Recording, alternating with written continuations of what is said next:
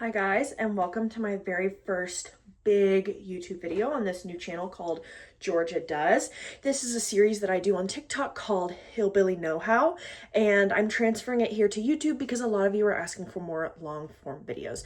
Today we are going to be making and properly canning pepper jam. So if you came from TikTok or if you're just seeing my channel and you like what I'm up to, just give me a follow. I'm trying to get 1,000 subscribers. So let's get started on making pepper jam today. So I went to Kroger. I got a large mix of peppers today. I want my pepper jam to be spicy, but not like punish yourself spicy.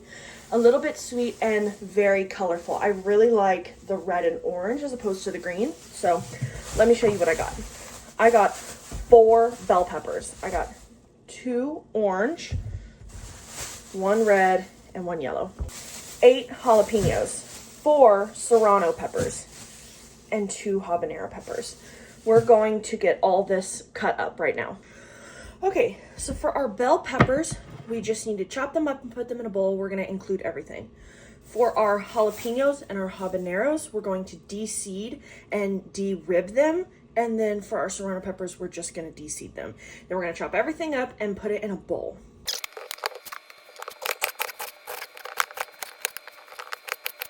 Okay, so we cut up the bell peppers. Now we're about to start the hotter peppers. And you need to be wearing gloves, okay? You just need to. The juice can absorb through your skin, and something could happen called pepper hands, or I hear it called jalapeno hands a lot, which is where your hands get hot and stingy and numb and inflamed from all the pepper juice absorbing through your skin. People who've been cutting jalapenos and habaneros their entire life maybe have a little bit thicker skin than you do and don't need gloves, but that doesn't mean that you don't need gloves, okay? I ran out of kitchen gloves, forgot to buy them when I bought the peppers this morning, so I pulled these gloves out of the first aid kit in my bathroom. Whatever, it works, okay? Please be wearing gloves. These are the serrano peppers. Here it is compared to a jalapeno pepper. You can see it's longer and thinner with a little bit less of a curve. Some of them have a deeper curve. You can get them at any grocery store. I picked them up at Kroger. I paid 74 cents for 4 of them, so they're not that expensive. For these ones, we're going to cut them and de-seed them.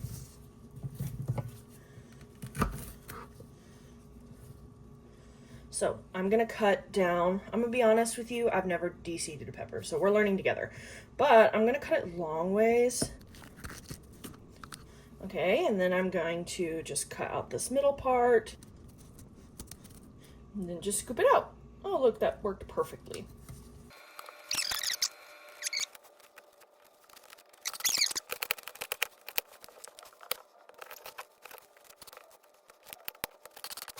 Okay, so now it's time to do the jalapenos. This, we're only gonna want this dark green part on the outside. So all the stuff on the inside, we want to try and avoid. So I'm gonna cut this one incorrectly to show you what we're avoiding, so I can show you how to cut the next one. I'm gonna cut it just down the middle, just like we did the serrano. We don't want any of this, none of this. Okay, and so what we could do is chop it open like this and then carve out all this stuff and chop it up.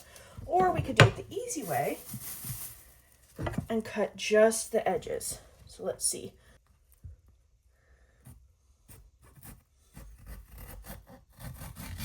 Just like that.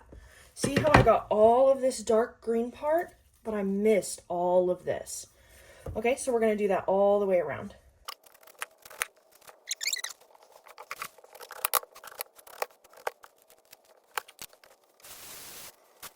Okay, so now we got all our jalapenos. We're just going to chop them up real quick.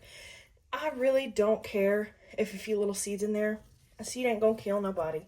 I like a little bit of spice, but if you're really that concerned, you can put these in a bowl, rinse them off, rinse off your knife, stuff like that. But we're not doing all that today. Okay, so now we've got all of our green peppers. Lastly, we're going to do our habanero peppers. Now, you don't have to have these. I like a little bit of spice, and when I was in the store, they were just such a beautiful, beautiful color. I just couldn't leave them there. So I took 2. You do not have to add these, but I'm going to. But we are going to do everything we can to cut down on that spice. So we are going to leave as much of the inside as we possibly can. We only want this outside bit, okay? So we're going to go ahead and open it up. Very carefully not to shake any of those seeds loose. All right. Now, I'm going to cut off this white part, chop it very, very finely, and then we'll add it.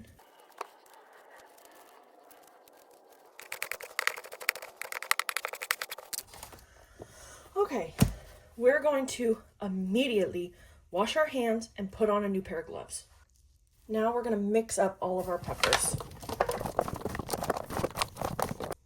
For this part, it's really up to you, however chunky or smooth you want your jam. I like mine pretty chunky, but this is just too chunky. So you can throw it in a food processor. You can spend a lot of time chopping it as small as you'd like. You can throw it in a blender. I'm going to hit it with my immersion blender real quick. I feel like a food processor would probably be the best option for this, but I don't have one, so whatever you have on hand will work.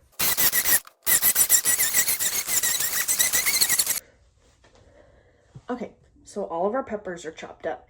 If you just chopped yours up, if you did not blend them or food process them or anything like that, then this next step is for you. If you did blend or food process your peppers, you can go ahead and skip this step. I blended mine, so I'm going to skip this step, but I'm going to tell you about it in case you just chopped yours. The juice of your peppers needs to kind of be drawn out a little bit, and the sugar needs to start to dissolve in that juice, and the cell walls kind of need to start breaking down so that we can build the structure for your jam. So you are going to take all of your ingredients, you're going to put them in a bowl, mix them well, and let them sit for 45 minutes. If you've already blended or food processed your peppers, all your juice is out, so you can go ahead and start cooking. Whatever ingredients I'm about to cook with would be the same ingredients you put in your bowl and sit for 45 minutes. And then after the 45 minutes, then you start cooking it. So we're going to take all of our peppers. Mine look like this after I food processed them. They look really gross and mushy. You're going to need a big pot. You're going to need 3.5 to 4 cups sugar. I'm going to use 4 cups sugar because I like mine thicker and sweeter. You're going to need 4 tablespoons of lemon juice and half a teaspoon of salt. So you're going to mix all of that together and then bring it to a boil over medium heat with the lid off. Never, ever, ever put the lid on, because we want all of those juices to start evaporating to thicken up our jam. And it can't do that if the lid is in it. It's just going to get wetter and the condensation is going to... We're not doing that. Cook it with the lid off. I almost never ever know where my measuring cup is, but you know what is a great replacement for that? Is jars. They almost always have the measuring on it. So this is 1 cup, this is going to be 2 cups. We're going to fill this twice with sugar.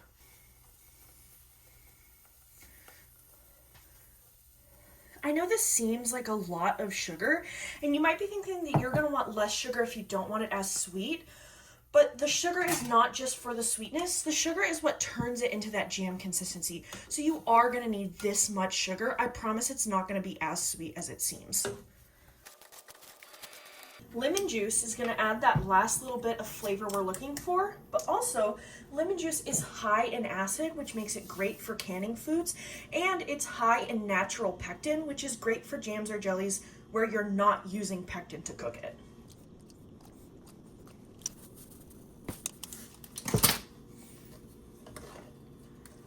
So we're going to give this a nice stir. We are going to cook it between 60 and 90 minutes, stirring frequently. We especially want to stir it at the bottom so nothing gets burned to the eye. It seems very watery. The longer you cook it, the thicker it is going to get. So some people like it very runny, almost like a sauce. Some people like it super, super thick, like a preserve. I prefer mine really, really thick, so I cook it for between 60 and 90 minutes. You can always add more sugar if you want it to thicken up more, or you can always cook it for less time or longer time. Just remember, it is not going to be the consistency that you want it to end at when you pull it off the stove. It will thicken up as it cools. So we will cook this for 60 minutes to 90 minutes, stirring frequently. Now, I know today we went over pepper jam, but in my original video, I had made fig jam. So I'm going to give you guys just a general jam recipe. You can switch out your ingredients. Some things will need more sugar. Some things will need less sugar. Some things will need more moisture. Some things will need... So you'll have to adjust it based on the recipe. You can always Google it. You can comment and ask me. You can find other recipes online. But a general jam recipe is for every cup of fruit or vegetable, you're going to need a cup of sugar and a tablespoon of lemon juice. If it is a dry fruit, something that doesn't produce a lot of moisture, like oranges and pineapples produce a ton of moisture, but like apples and figs don't produce a lot of juice, you might want to chop them and then soak them in water.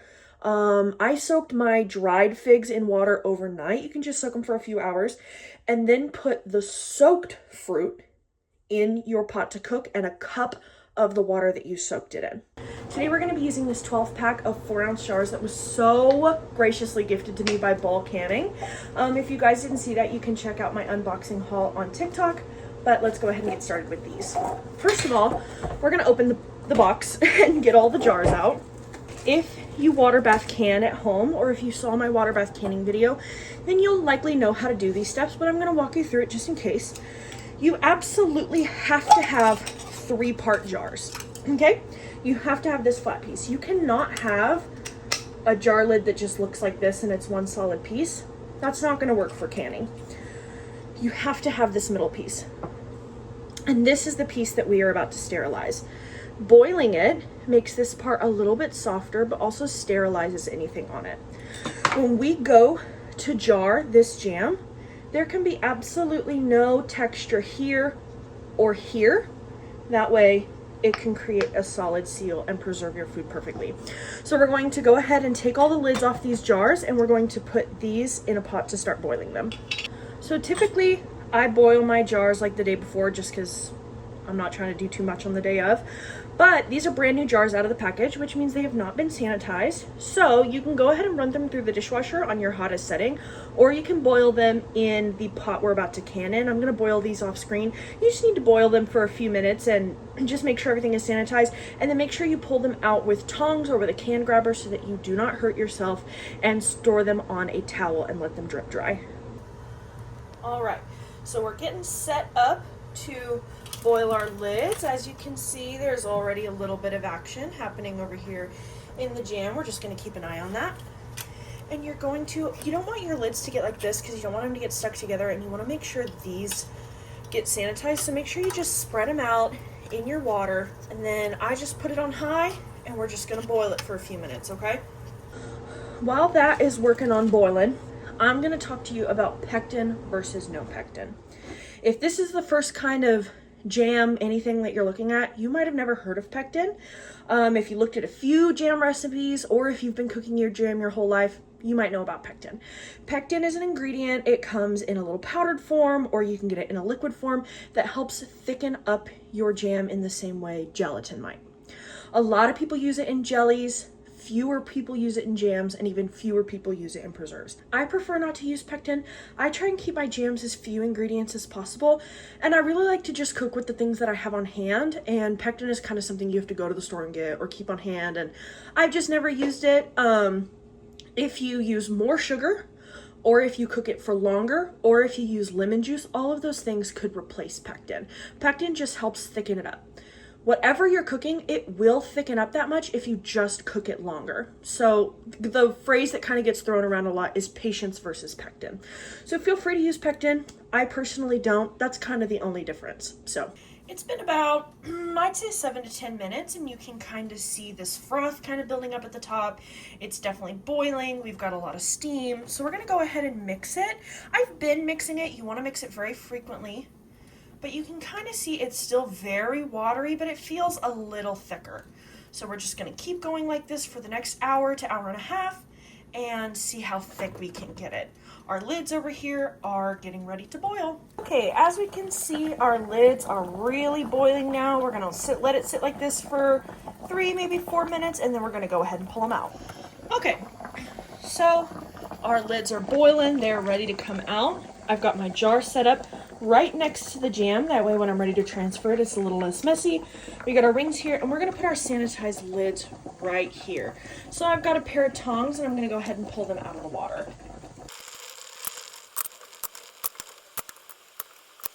Okay, it has been right at 50 minutes, and we can see all this foam on the top. And you see how slow those bubbles are popping? That is how you can tell that it is really starting to thicken up. So we can kind of see it drip off of here. It is really starting to thicken up. So I think I'm going to cook it for another 15, maybe 20 minutes, and then I'm gonna let it cool. All right, so it's actually only been about another 5 minutes, but it's really starting to slow down. I can almost not hear it cooking anymore, which means it's getting really, really thick. It's starting to smell like it's done. So I'm gonna go ahead and take it off the heat. We're just gonna stir it one more time so you can guys see how really thick that is. Now you see how this still isn't the texture you want your jam? That is because it is hot. So I'm gonna take it off the heat and let it cool, and then that way I can truly see what texture it's gonna end up. If it's still too liquidy after it cools, we'll start again and we'll add more sugar and lemon juice. So it's been cooling for about 5 minutes. It still definitely has a lot of cooling left to do, but you can already see how thick and jam like this is. So I'm gonna say this is pretty good, and we are going to go ahead and jar this up. So when you're canning, you're going to need your jars, your rings, and your sanitized lids. You're also going to need a little bit of distilled white vinegar and a clean rag or a paper towel. We are going to start by putting our jam in our jars. I'm going to be using a smaller spoon rather than a big serving spoon, so I have a little bit more control over my jam. And so we're just going to start that process. I tend to be a little bit messy during this process, so I'm going to bring my pot as close as possible and just go ahead and scoop that in there. Now, we're going to want to leave what's called head space. So you don't want to bring your jam to this line. You need about this much room in here for the canning process. So I fill it to right about this line.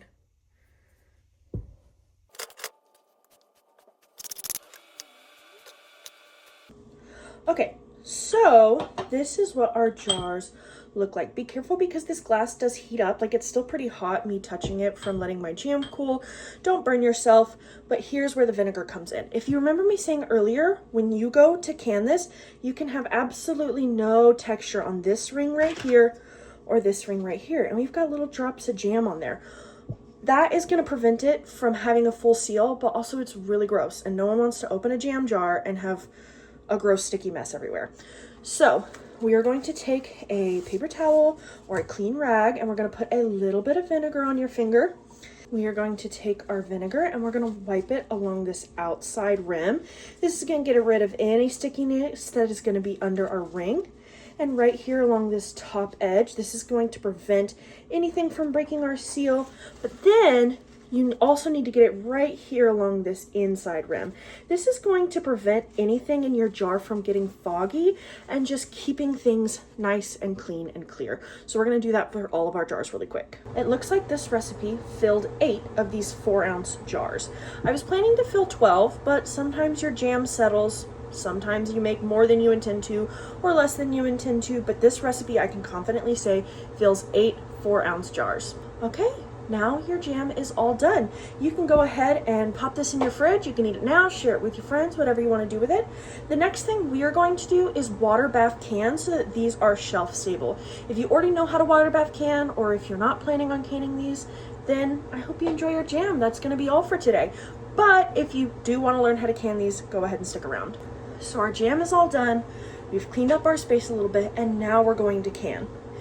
Canning it, if you've never canned anything before, makes it shelf stable. So, you know, when you go buy jam at the store and it's on the shelf, it's not refrigerated, but once you open it, it has to be refrigerated. That's what we're going to do. So we are going to boil it. When we water bath can it, it means we're going to can it in the water. Boiling it helps kill any bacteria that's already in it, and then it seals it shut so no new bacteria can get in it. When you are canning, you need to be aware of something called botulism. Botulism is tasteless, it is smellless, it is not able to be seen unless under a microscope, and it can kill you. Now, canning this jam, you're not going to give yourself botulism. canning meat, canning cooked beans, canning things that are low acid can give you botulism. A lot of people choose to can those things anyways. More power to them if they feel safe doing it. I don't. I only can what is considered high acid foods. Things like jams are high acid, but when I teach you how to make your homemade butter, that is low acid. We will not can that. But for now, we can go ahead and can our jam. To get started, you're going to need a big old pot like this.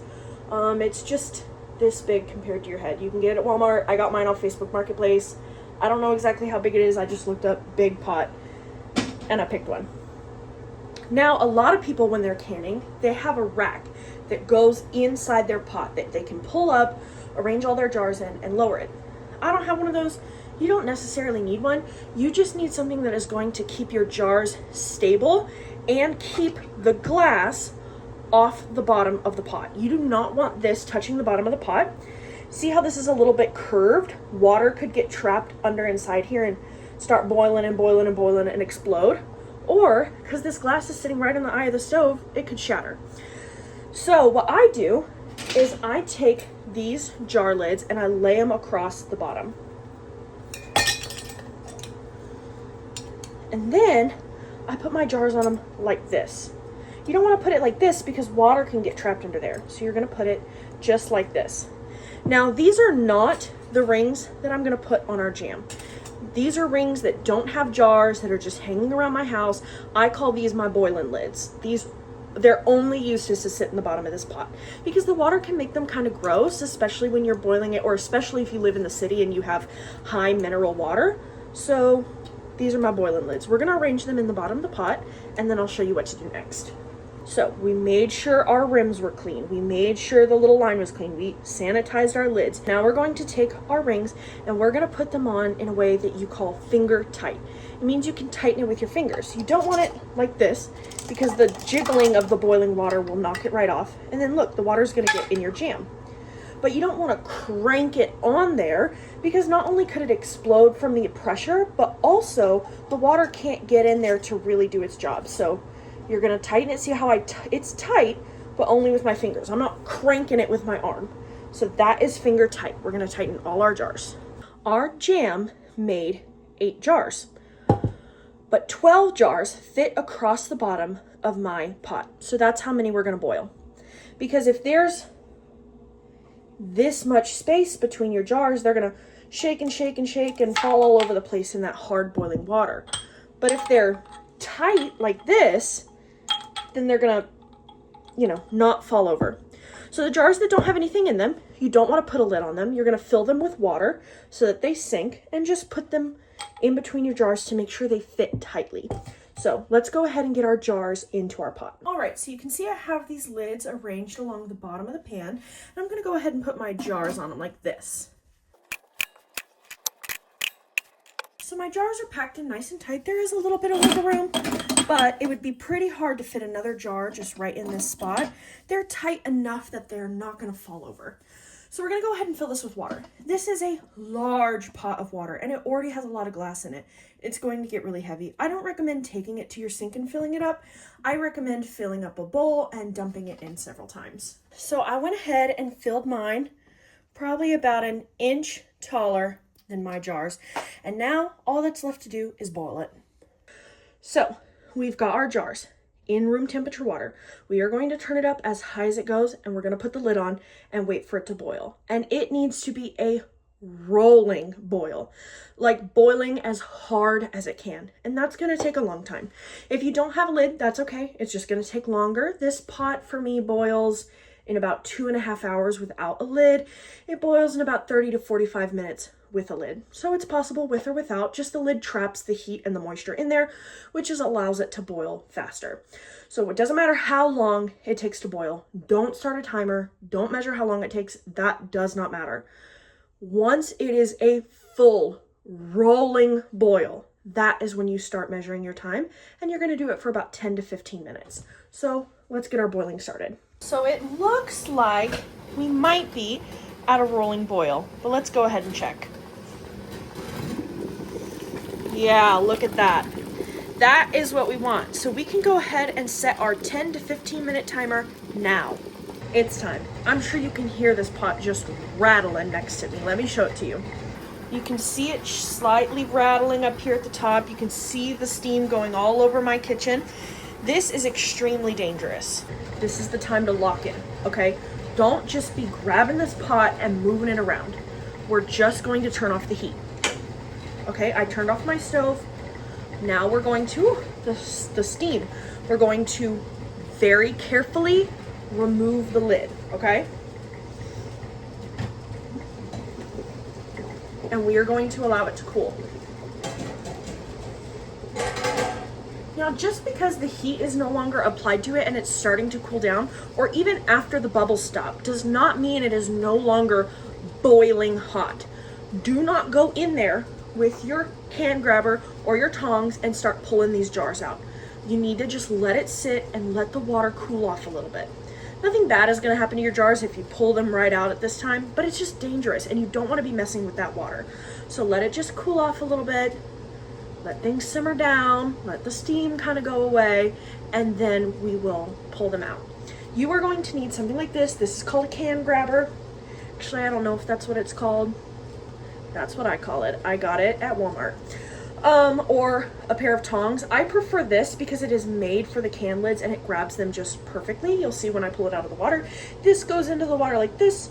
You grab onto the jar and then you pull it out, and that way you don't burn yourself. Okay, so we are going to grab our first jar. I'm not going to bring the camera over there just because there's a lot of moving really hot pieces, but I will show you the jar when I get it out.